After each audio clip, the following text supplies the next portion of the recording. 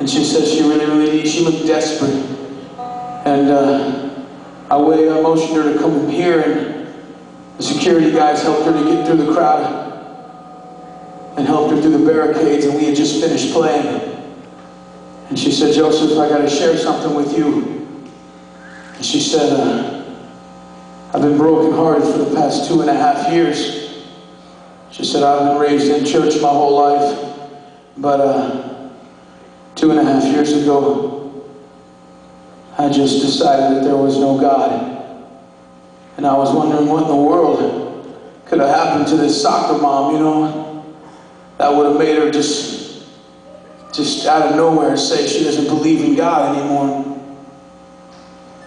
She told me that she was at work on a Saturday afternoon, and she got a phone call, and it was from her only child, her son.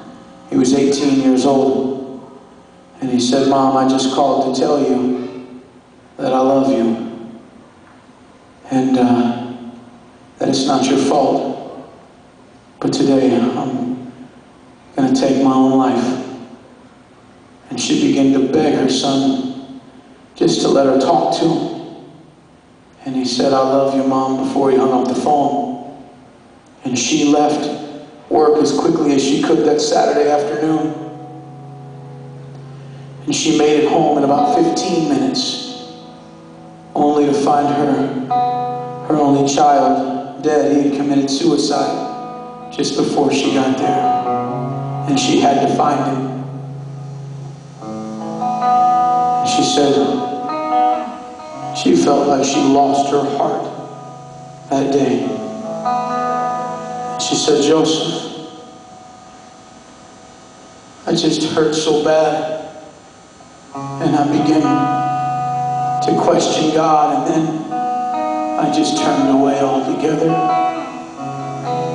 She said, but I was driving down the road, and I was listening to the radio,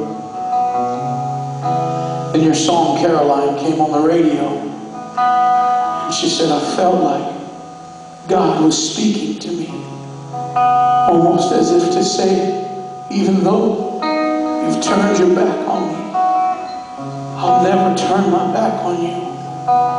Even though you've left me, I'll never leave you.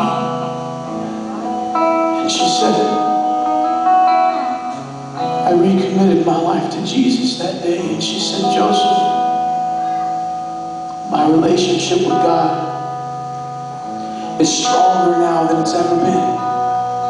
And she said, but every Saturday, I still smell my son's cologne. And every Saturday, I still relive the moment of finding my child dead. And every Saturday it seems like the grass isn't green to me. And every Saturday it seems like the sun doesn't even shine. But even though I don't know why God would allow this to happen to me, I'm still going to believe that He's God. That He's God in the midst of my sorrow.